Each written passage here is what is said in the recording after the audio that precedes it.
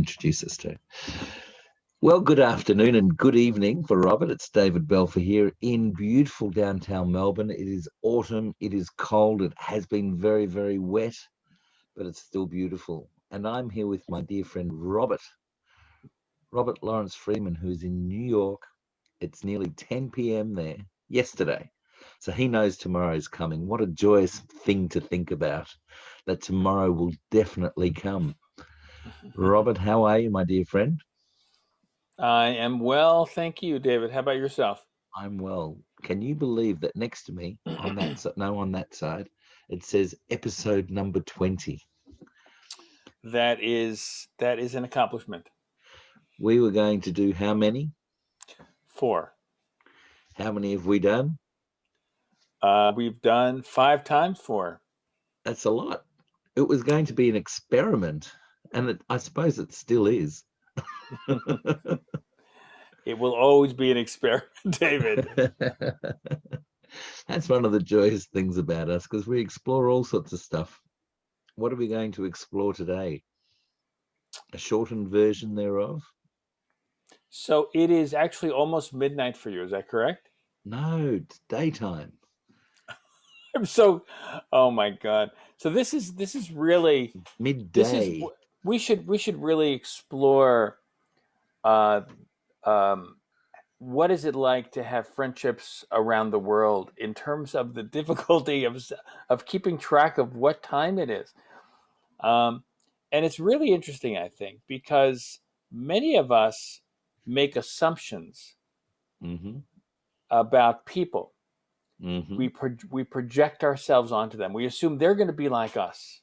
I assume, David, it's going to be obviously the same time as it is for me because I'm here and it's dark out, so it must be dark out for you. We make assumptions about. That's how I know what time it is for you. It says Melbourne and it says New York. But I think that there's a value in this, though. In the confusion of time, in other words, if I didn't use technology, I have it too. But if I didn't use technology, what are the assumptions that we make about each other based on our past, our history, our beliefs? I think that's worthy of exploration. The assumptions that we make. Well, what assumptions do you make? Off we go. Off you go. Right. What assumptions do I make? It's true. No, you were posing the question to me. I'm just going to go. This is called a handball. You get a football in your hand and you go like this. It's called a handball. You know, in rugby in America or in American football, you've got your linebacker. Is that what it? Not his. What's the guy the one that throws the ball? What's his quarterback? So he throws the ball forward, and they just hold the ball under their arms and charge and hope to try and get forward. Yeah. In rugby, they throw the ball backwards. Right. Now, do you make the assumption that I will know what rugby is? Rugby is the rest of the world plays the real football. Like American football is just a very odd concept. In my opinion, I like it. I do like it. But I find it very boring. There's too many stops and starts. And I find rugby to be very hostile and very aggressive. And so I mean, this again is interesting because your perception of it is, well, everybody's doing it except the U.S. And then I guess I have some judgments about it, right? Because I said it's aggressive. That's a pretty, I mean, but it is very aggressive, isn't it? Mm-hmm. And then we have Aussie rules football, which is a game that I haven't played myself for more than a decade. I love kicking a footy. I love being on a team in football, but I don't like watching it. So I'm not a great spectator of any sport. However, Aussie rules, I watched the last 20 minutes of a game on Saturday night it was. Friday night or Saturday, one of the nights. Friday night, I think it was. And it was Friday night between a team called Port Adelaide and Richmond. Now, the Richmond Tigers have been the premiership holders for the last 2 or 3 years. They're an exceptional team. but they lost in a nail-biting match or game by 2 points in the last 2 minutes. And it was exciting. I found myself getting excited by watching again, thinking maybe I'm missing out on something here.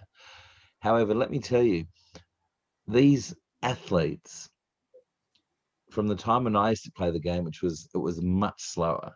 These athletes run 20 kilometers on a ground, chasing a little egg-shaped ball, bumping into each other and crashing to the ground and flying high into the sky to mark the ball. We call it marking the ball when you get the ball when it's up in the air. And they're gladiators. When we look at the American footballers, they're gladiators too, but they're full of armor. They're full of muscle, but they're then covered in armor and covered in helmets and you know, and you hear them go into it's not a scrum, what's it called when they go into each other like that? When they're on the line, 46, 92, 48, hop, hop, hop, hop. And they run and bump into each other. So, you know, the noise that creates reminds me of, I suppose, the concept of the gladiators coming into battle with each other. And you hear the clash of metal against metal, brains against brains. That's my assumption of what that game is. I'll have to share with you a thing of Aussie rules so you can have a look and see what they do. So, are you big in sports? Are you actually a participant?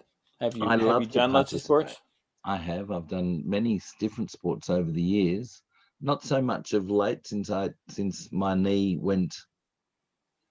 I damaged my knee. It's nearly 4 years ago, so I've done less. I've become a little more, you know, swimming and cycling and things like that to keep my knees from doing. I can't run very far anymore. It seems my knee disappears from under me. It's not fun. However, in saying that, I love playing soccer, which, according to the English and the Europeans, is the real football. And tennis I love to play, and squash. Do you know what squash is? Like racquetball, but with a smaller racket with a longer head, a longer stick on the on the racket. So similar sort of a court. What else? I like going to the gym. I like working out at the gym. That's about it. And walking with my pets and my dogs, which are just fun and joyous, and mountain climbing. There's lots of things that I love to do, Robert, actually. Thank you for asking. What about you? So for me, so I would say the last year it's been really amazing for me in terms of exercise and working out. Working with Grandmaster Michael Liu and doing the Taekwondo training. It's been very, very intense. Been doing it about 3 times a week now for about a year, a little over a year now. What time of the day do you do that? We do it 7 a.m. Actually, no, it's 8 a.m. And then 8 a.m. 2 days a week, and then 8 p.m. 1 day a week. And I know that you've gone to your yellow belt. How many stripes have you got? So I'm on second level yellow, and working towards green. And Grandmaster is a extraordinary teacher. I mean, he's like Buddha for me. I mean, he's just really, you know, he's very positive and loving and just, real inspiration as a teacher to see that kind of, you know, knowledge and ability. And what's happened recently is I started teaching him how to drum. And so he's been learning how to drum. We've been doing that for about 2 or 3 months now. And so it feels good his rhythm? He's such a good drummer. He's an Oh, innate, yeah. So it's been really good. So Taekwondo and walking for me also, and table tennis are my favorites. table tennis. Um, I used to love baseball when I was younger. Don't do that Mhm. anymore.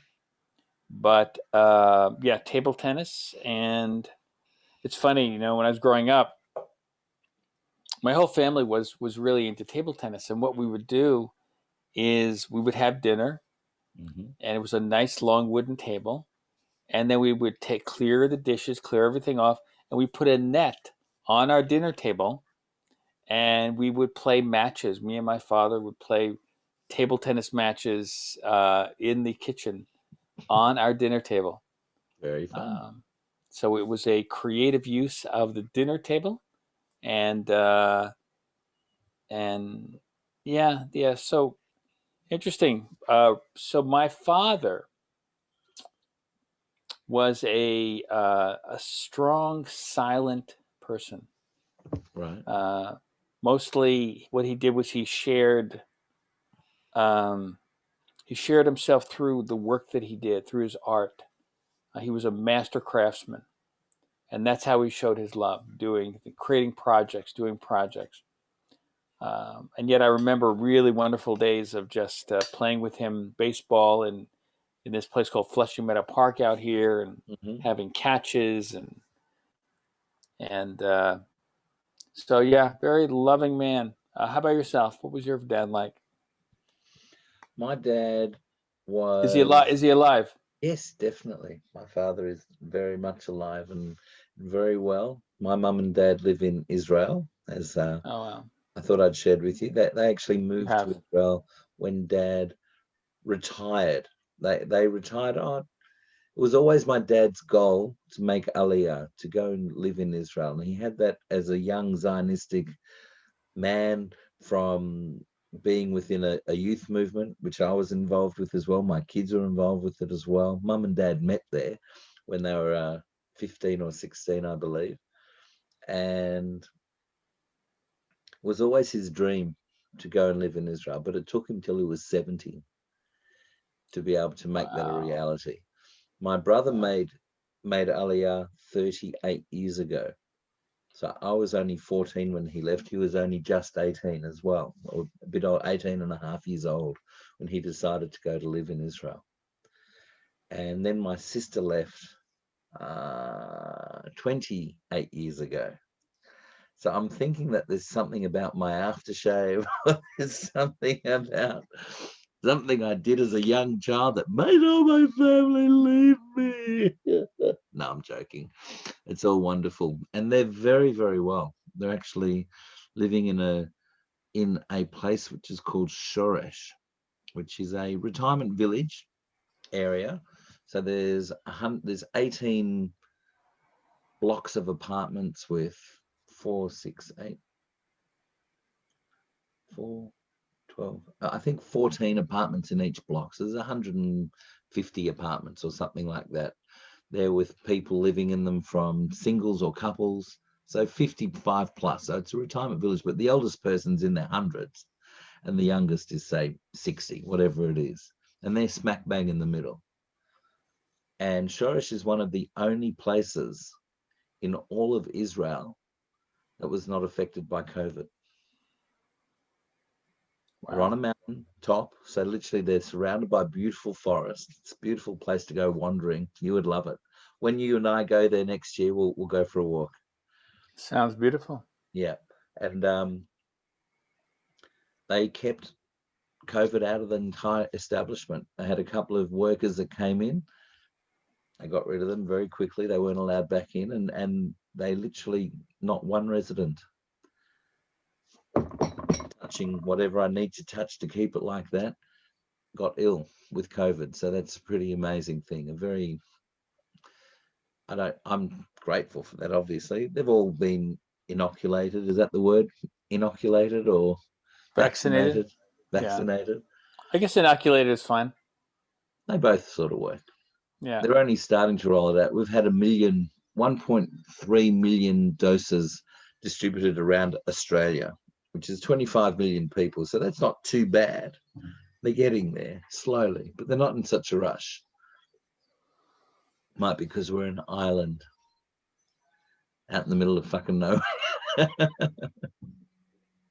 Nice. But back Nice. to my father and sport. My dad played squash as a youngster. My dad was a cox. Do you know what a cox is?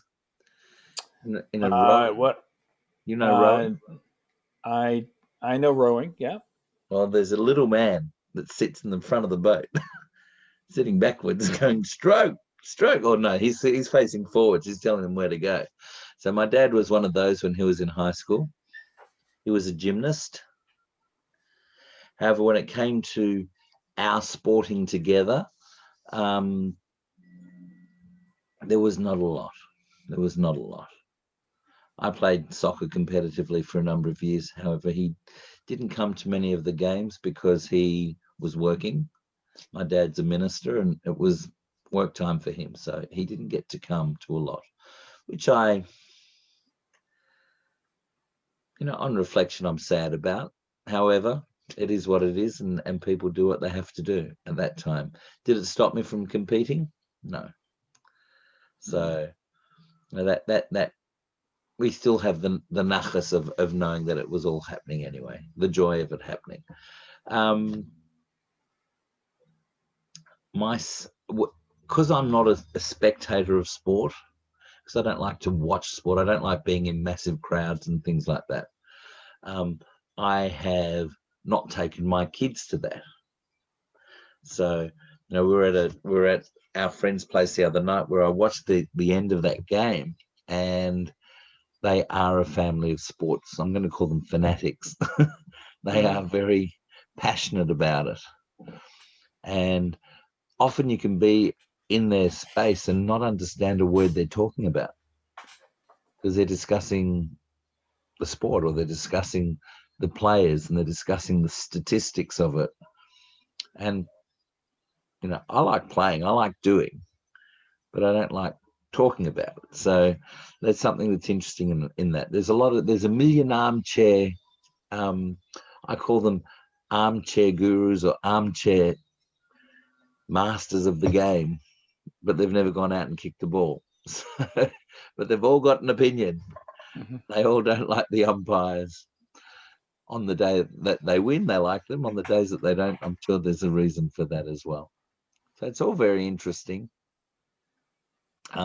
However, I forgot to say table tennis was a game that I played in my youth as well. When I was 10 to probably 14, there was a place called the Table Tennis Center, which was like it was the same days when Space Invaders in the early 80s, when Space Invaders and Asteroids, you remember the game, the console games, Asteroids came out, and pinball machines. So they had the table tennis tables there, and they had about 15 gaming machines. And so it was a great place to hang out as a youngster. So fun. It was fun. Yeah, Lots of reminiscing today. Yeah, I remember playing Asteroids.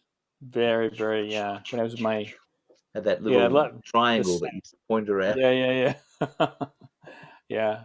Yeah, I did that very, very young though. I was like 18, 19 years old, long time ago. I was like 10. Yeah, no, I get it. So how old are you? How young are you? You're 52, aren't you? Actually, to tell you the truth, I usually don't talk about my age. Why? I don't know. I just I think it's a label that I don't want to. I'm not ready. I'm prepared to participate in right now. That's good. I don't mind you not wanting to participate. So Skee-Ball, something that I really enjoy playing. Who? It is Skee-Ball, where you take a ball and you. There are these. There's a line of holes you have to aim for, and then. On water. No, it's not water. It's actually like something like you do it at a carnival. And like the clowns. You know Something what like they that. are? Something like that. You Something put like the that. ball in and it goes into the slot. You don't know that? Have you ever seen those? Um, have I ever seen those? I have seen them. Yeah, I Yeah, have I seen them. like them. But in a skee ball, sorry to interrupt. Is it a team sport or an individual sport? No, it's individual. Yeah, it's individual. Yeah, yeah, yeah. In terms of table tennis, with COVID, it's challenging a bit. And so what I've been doing is using virtual reality, which has been really, really fun. Using the Oculus Quest, which allows you to play table tennis virtually, which is pretty interesting.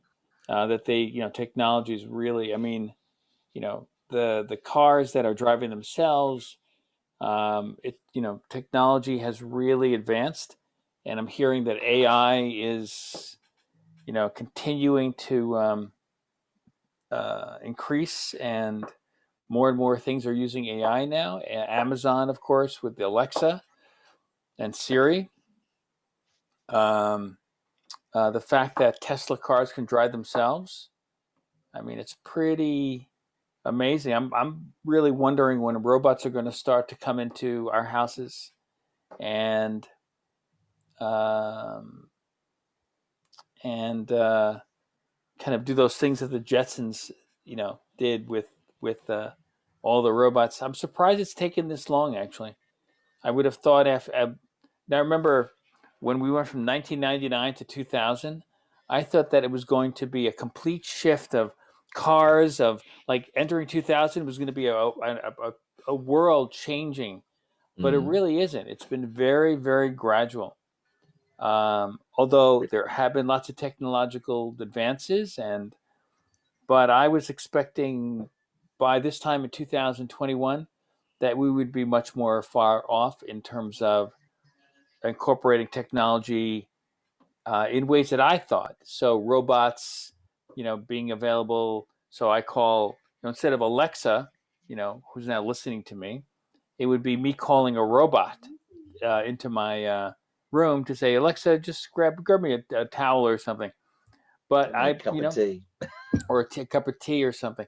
I mean, I think we're just now entering that era, but it's I've seen like little robots about this big that do things for you, and in some catalogs, and I've seen these robots from Sony that are stationary that can have conversations with you, but they do appear to look like humans.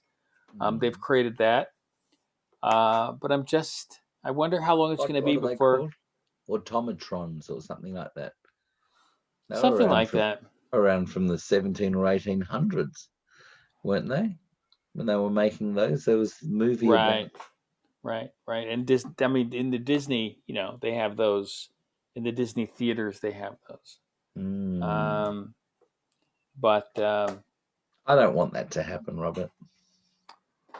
well, I think there's a number of camps that are out there. One camp, wants technology to slow down. Another camp wants technology to speed up. And then we have people who are Buddhists and just say, okay, whatever is, and be here now. Mm. So, but why is it that you don't want it to happen?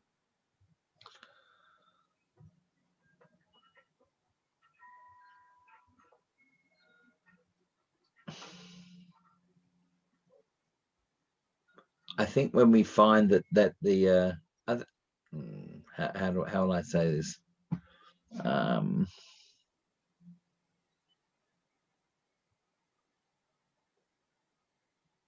I haven't found too many machines with a heart. Yeah, I mean, I'm not talking about a heart to pump blood and life and things like that, but a heart to have empathy and compassion, and you can teach something to do something, but is it going to have that? I don't know. Maybe they're able to create that sort of thing now. They can create a new heart. well, They the can thing is give little that with AI, artificial. right, with AI technology, they are saying that it gets to a point where the machine begins to learn on its own. And so then the question becomes, what defines consciousness? If a machine is starting to learn on its own, is it developing conscious awareness? I mean, it's really a fascinating topic. And the question then becomes, can you, it's like you've seen Star Trek, can, obviously not Spock, but, is it possible for a robot to develop heart? I mean, I don't think it's a question we're going to know for at least 10, 20 years. I'm going to live to 116, and I don't want to know it until after I'm gone. So, and I've got another 63 years to go. So nice. That's going to be a while. So, so David, I'm going to close our session. Not yet. I have one more topic. It just came up into my mind. Okay. We've been doing a little bit of reminiscing and things like that, and this week is actually it's Remembrance Day in Israel or around the world, called Yom HaShoah. The Shoah was the Holocaust, and the day of the Holocaust, so the day of remembrance. And one of my cousins in Israel, Boaz, his name is, he's the next grandson under me. So my grandparents had 10 of us. My brother is the eldest, and I'm the fourth. Oh no, Tzvi's under me, then Boaz. So he's the sixth. He was at work. He's a lawyer over there in Israel. And he was at work, and one of the people that he works with came out and said, you know what, I was on a great call this week with my family. We all got together and we were all discussing our grandparents who had gone through the Shoah, who had gone through it. And then he realized our grandparents did too. So my grandfather went through the war. And he said, but he knew nothing of him, because he only really met him in life when he was 2.5, 3 years old. The family came out to Australia for 3 or 4 weeks, and then my grandfather went to visit them twice in their lifetime before he passed away. And so they had no real knowledge of the man. And he wanted to have that. He decided to call a very, very quick and impromptu family call, where he got a Zoom call together and put, I don't know, I didn't find out about it until later that night. I would have loved to have been on it. However, it was there was my auntie and uncle from here in Melbourne, and my cousin, and about 8 people. My sister and my brother got onto it as well. And they were just discussing the memory of my grandfather and his life. And there was stories. I know all of the stories of his life because I was his wolf. I'm talking about wolf, and so my warrior name is Bear Wolf, and he's the wolf of my warrior name. I see. So, I have a very deep connection to him, and had for decades. So I was very, very blessed for that. Yeah, so it was just something of bringing it, for thinking of the reminiscing that we're bringing up. You were talking about your father. We're talking about our histories. We're talking about the sports that we played, etc., etc. And all those sorts of memories came flooding back after I was watching the hour-long call that they had. And I was doing that late on Friday night. And it just brought me to tears on a number of occasions. Sounds like you had a very beautiful relationship with him. Yeah. I don't know that we're going to have that come from AI. I don't know if they've got memory, but they don't have experience. Yeah, I mean, I think you're right. For right now, you're absolutely right. We don't know what's going to happen in the future, but I think you're right now. No, we don't. Anyway, what I do know is that there's interesting stuff happening in the financial markets. Bitcoin's going up and down and up and down and up and down.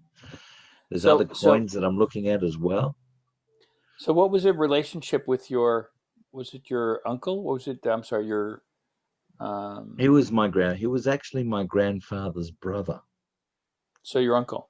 He's my uncle. We called him uncle. But he was our grandfather because my mum's father passed away when she was only 18.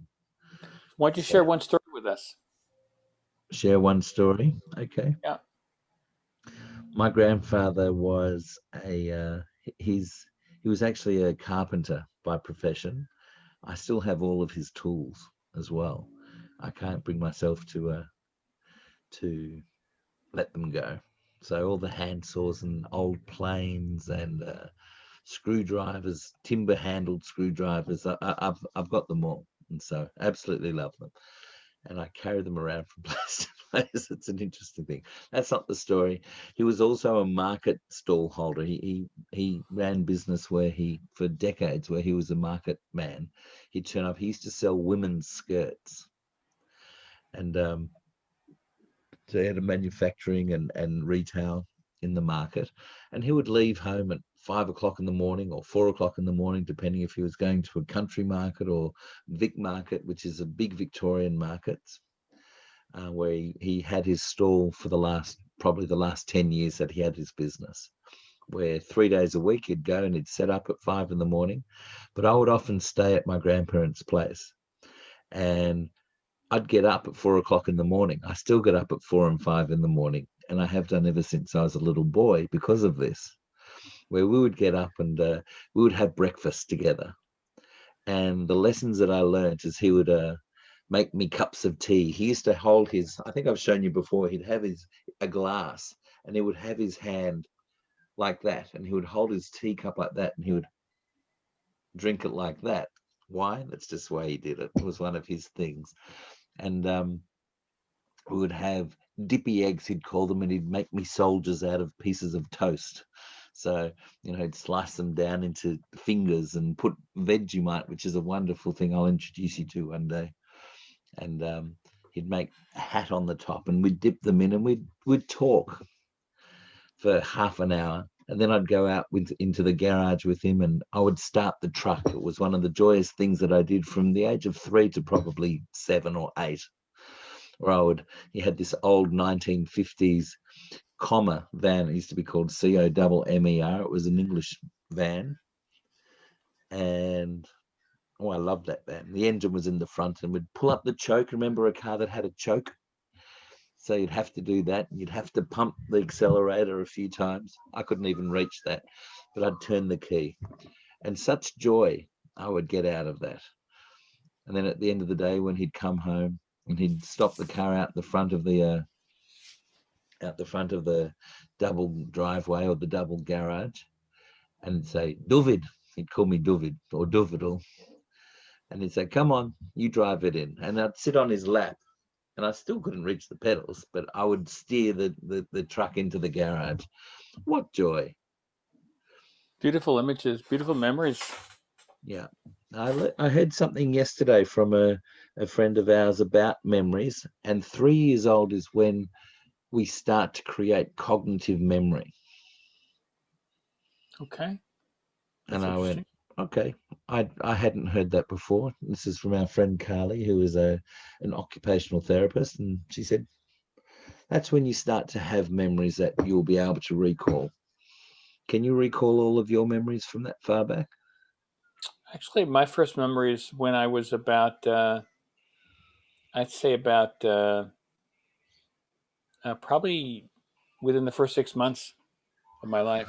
Mm. I do remember being in the crib and watching the butterflies swirl around above me.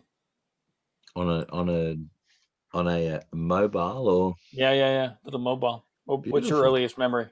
My earliest memory is probably not that young. Definitely 3. One of my early funny memories was as 3-year-old. My brother, sister, and I used to share a bedroom, and my brother and I were in bunks. He was on the top, I was on the bottom. My sister had a bed that was, I don't know, a couple of meters away.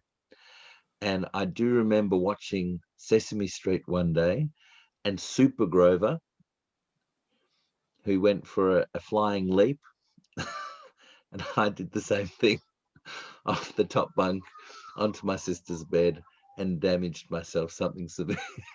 Oh no. But no, that was funny. Nowadays I can look back at it and go, oh wow. But yeah, Super Grover. So Nice memory. yep. All right, my Goodbye. friend. Thank you That was so a 10-minute much. session. That was 40 minutes. Very good. True. Well, thank you for sharing all your stories, Thank you, and Robert. give my best to your lovely wife. I will. And mine to yours. Thank you so I think much. we're putting our old dog down this week. Oh, I'm so sorry.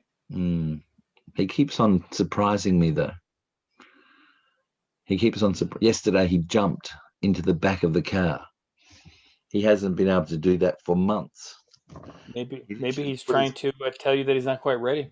Well, he does, and then today he shits all over the house. So it's like That's incontinence and incontinence, and what was the other thing? I don't know. But he's eating half a chicken a day, so there's nothing wrong with him.